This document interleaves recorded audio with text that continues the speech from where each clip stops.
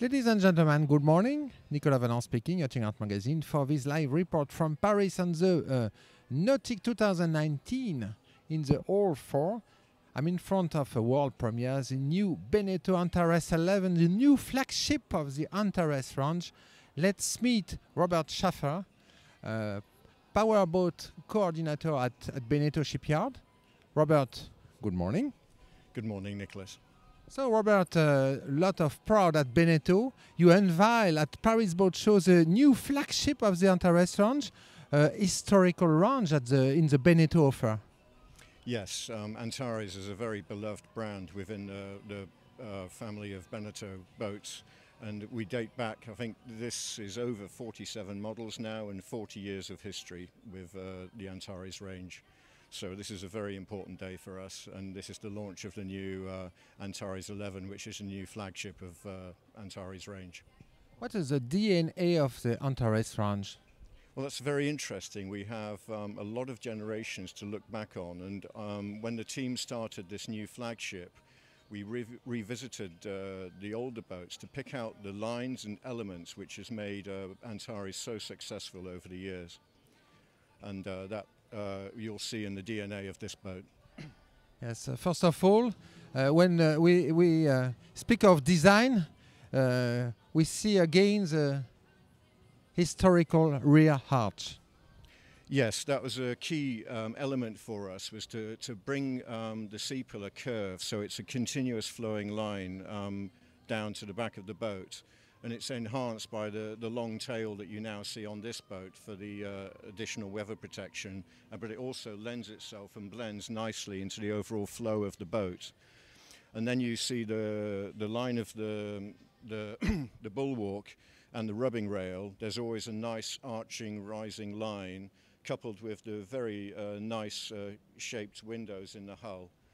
Yeah, a lot of strength in these lines. For sure, you'll know that this is an Antares from quite a distance, and when she turns and flows in the water, she really looks in harmony with her space. We speak about innovation. It's a first premiere in the Beneteau offer with a side balcony on sea. Yes, very much so. So we have an electrically operated side balcony, which is rated to 180 kilograms, so generous to adults. And it's just a great way of connecting the sea to the boat in the aft cockpit. What is the layout of the cockpit, rear cockpit? Okay, so we have an L-shaped seat, but the aft part of the seat is transformable. It slides forward, one, to allow the engines to come up, and two, we have a backrest, rather like the Flyer 10, that lifts and drops to form a large sun pad. So again, it gives you this connection from the balcony to the sun pad and the connection to the water and the sea.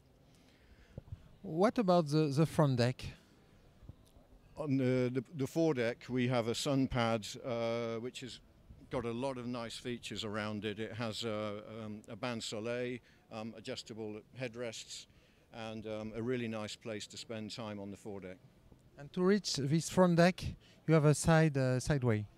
Yes, this boat has got an asymmetrical side deck layout. So the starboard side is the walking side, and it's got really nice and wide passageway. And as you move forward, you have the side door to the helmsman, as you can see, which is a nice, easy way to maneuver the boat when you're coming into harbour. Coupled with the fact that on the bulwark, we have a bulwark gate directly opposite the helm door, and just forward of that you have a spring cleat. So life mooring the boat and going in and out of harbour couldn't be simpler. So now let's discover the sun pad located in the front of the Antares 11. Wow, wow effect. Yeah, very much so. So we worked hard to create a really usable and nice space to spend time on the sun deck. So you have a really nice bimini, folding bimini, and you have adjustable headboards. and a flip-over center console which features drinks holders and a pocket for your phones and accessories, etc. So everything's safe and not rolling about. It's a really nice time to spend time on the water on the front of the boat. So now we will discover the interior and saloon of the Antarès 11. First of all, we can imagine we have a lot of natural light inside. Yeah, you've got 2 sliding hatches on the roof, and you've got 2 skylights behind, so a huge amount of natural light coming into the boat. So, how did you decide to organize the saloon of the Antarès 11? What we have is we have a connection between the inside and outside. So we have an L-shaped seat in the cockpit running straight into an L-shaped seat in the saloon on the port side. It's open space. Yes, absolutely. So when you pull the patio doors back, the big thing with the overhanging canopy is we can fit an aft cockpit cover right round. And when the doors are open, especially for northern waters where we don't get the as pleasant a weather as down in the Med, you can use the space all year round. And then looking up towards the roof in the overhanging tail, in standard, it's a GRP roof, and then you can option to have solar panels on top, which will run your fridges, etc. And then the top option is to have a soft top roof aperture. So you've got a really adaptable usage for the aft cockpit area. When you decide to close the cockpit, you have a room more. Absolutely, absolutely. That's the whole idea with not confining yourself on rainy days just to the main saloon area. You can have the aft cockpit covers up, the seat back, and this whole space is usable year round. So can you explain us how you organize this saloon? Okay, so what you can see here is obviously we have the L-shaped seat with a table on port side, and then moving over to the starboard side you have a very well equipped galley, and then forward of that you have the helm station. So first of all, on the left you have a sliding seat. Yeah, what we have here is a transform seat. So obviously when you're eating, it's an L-shaped seat, but with a simple lift. I'll just demonstrate.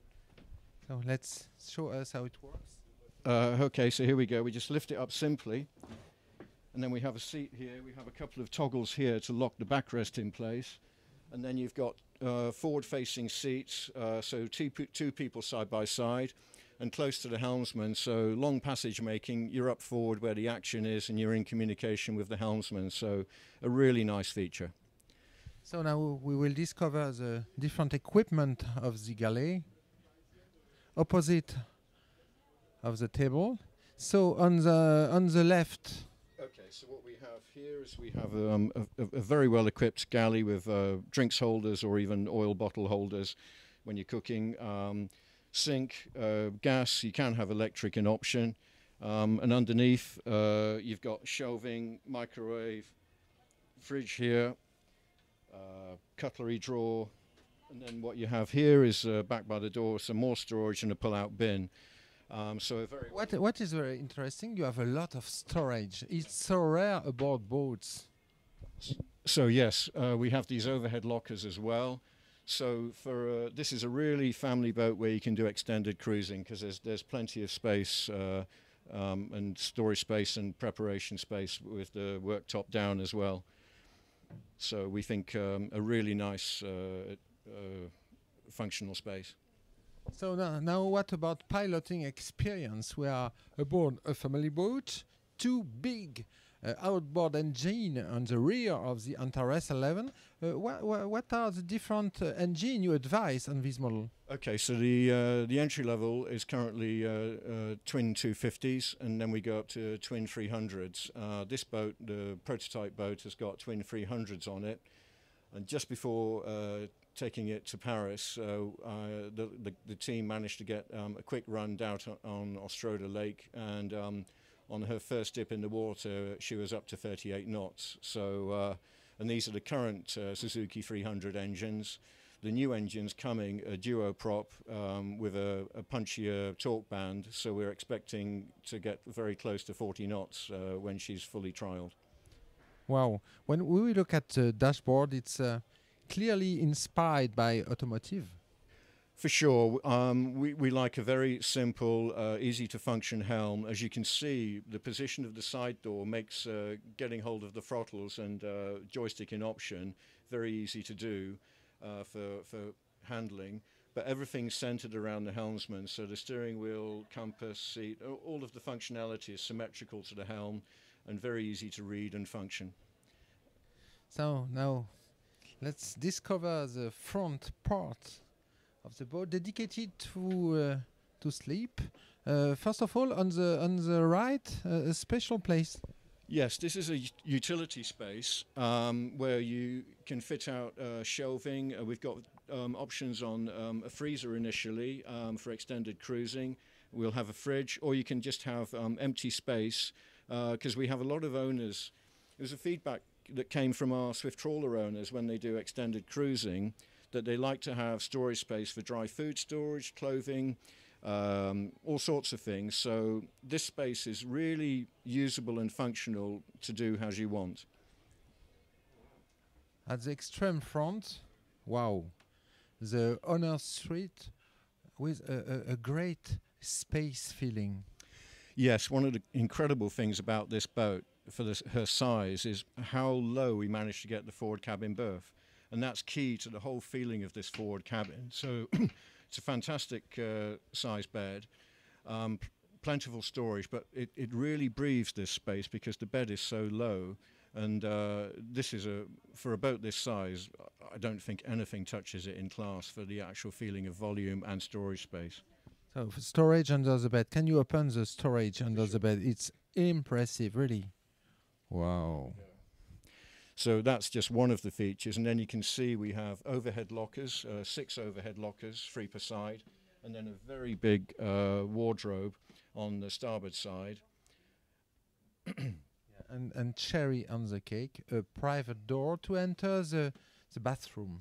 Yeah, and the bathroom, one of the big things on this boat to sort of give it a big bathroom feel was get an ensuite door from the forward cabin, and a dayhead door, but equally a separate shower cubicle. So it's no having to sort of have a shower over the toilet or have a shower cubicle where you come out into a dry area. You can actually have a shower, come out in the bathroom, do what you've got to do and come out. So it's really nice. Now the guest room with a really huge feeling of volume, a lot of lights, and 3 possibility for 2 adults and a child. And a child. So what we have is a transverse double bed with a child's berth or chaise on the starboard side. It's a full width cabin, plenty of storage, and what we have that's really nice for an aft cabin boat is you have the windows both sides and portholes both sides, so you get plenty of cross ventilation. Really important, the cross ventilation. Unfortunately, our private walkthrough is quite now at the end.